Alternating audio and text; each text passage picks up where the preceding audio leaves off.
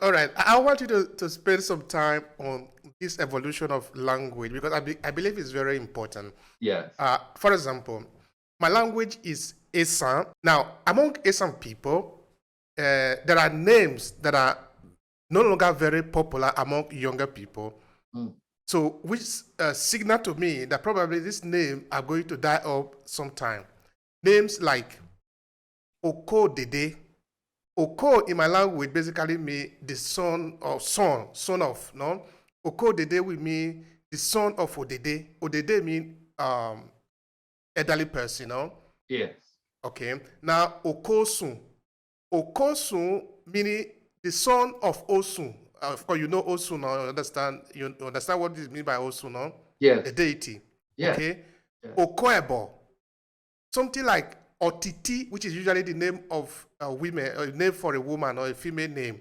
Yes. So this name, okay, now you can take a surname. You will see somebody that is maybe my name is Obehi, no? Yes. Obehi Okodede, but anyway, that is not my name. Okodede is not my surname. I'm just making a reference to that, no? Right. But as a young person, having the name Okodede is very rare among Asian people.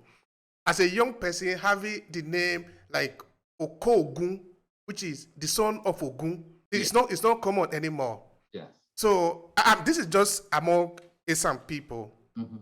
So I don't know if you want to say anything related to this, as to how language eventually grow, maybe they die off. Okay. Let me speak to the first aspect that you raised, saying that the younger generations no longer like or bear those names like Okodede, Okotsun, etc.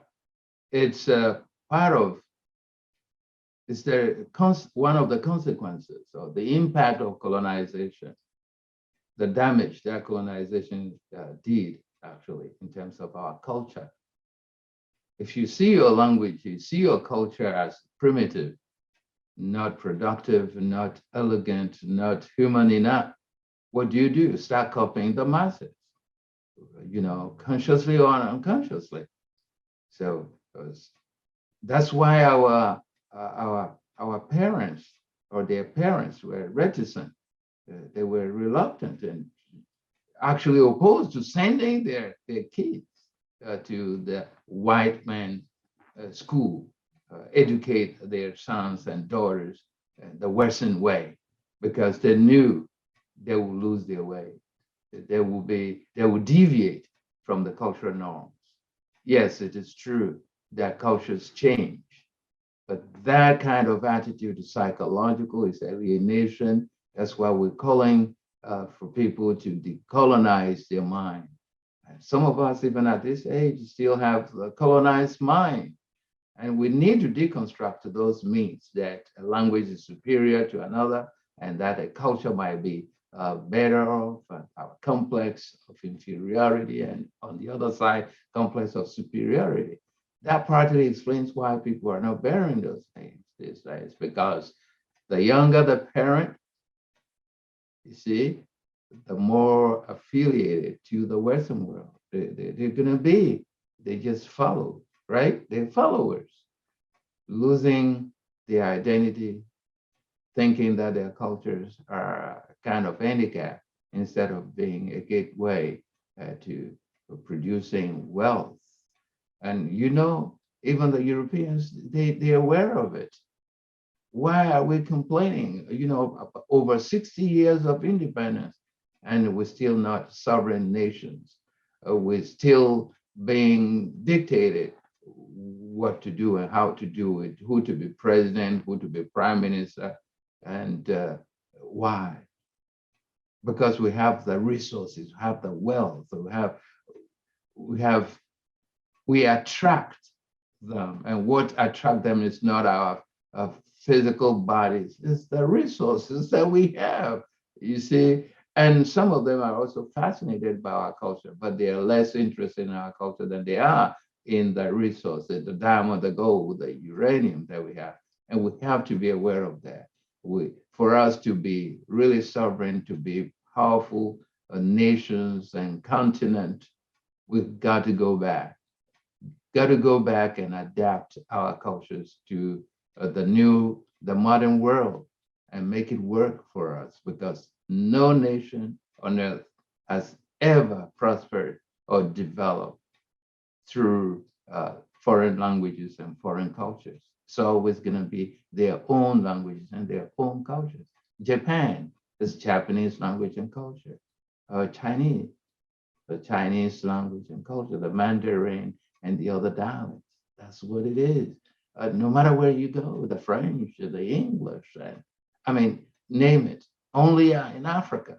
It's only in Africa that you will find that kind of paradox. Okay, Yeah. that contradiction can be even interesting now. Yes. In that, how let take a case in sight, Nigeria. Yes. I subscribe to the opinion. This is my personal opinion that Nigeria is not a free country yet. It's still a kind of a colony for the British, no? Which Yes. of course, by extension, this is why it is across Africa, no?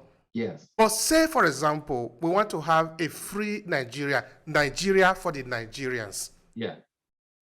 Which language are we going to use? Just the language. Tell me about that. Exactly.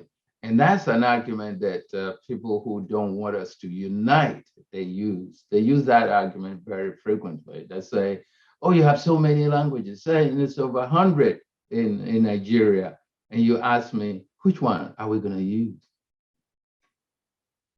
In essence, you got to understand that the more language you speak, the richer you are spiritually, and the better your ability to think in different modes. Because if one language is expressing a culture and it's expressing a worldview, then if you speak two, you're living in two worlds. It means somebody coming from left, the way they think, you understand it. Some people coming from right, the way they think, you understand it. And we act based on our perception of our environment, our perception of other people, and perception of the whole world. That's how we act or reflect. That's how we make decisions.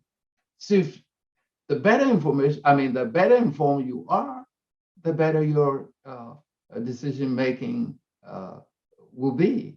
So it is important. Let me tell you this. The American society did not think, and by the way, English in general with non-native speakers is the most spoken, it's at the top of the list, the number one, okay? Number one language spread out across the globe. And they felt that it wasn't necessary to learn other languages because wherever you go, somebody will understand you. You find an interpreter, and you actually, to go to Nigeria, in the urban areas, just speak English and you communicate with people. And when we're talking about social relationship, we're talking about interacting with people, it's language, the tools of communication. So they thought they didn't need to learn other languages, but that was an oversight. I can see that. Not knowing that it is through the language, the native languages, that those people think. They think, and when I'm saying thinking, they think through. Think anything that they want to do, they have to think it through the lenses of their culture, okay? And that helps them design decision-making process. When in September 9/11, okay, September 2001, when America sadly was, victim of that barbaric terrorist attack. In the aftermath of it, they decided to change their strategy. And what did they do? They started learning Arabic, because for them, people speaking Arabic are the terrorists. They are the terrorists, and they need to learn the way they think, because they couldn't fathom why a human being will go and destroy other people's lives in the name of a religion.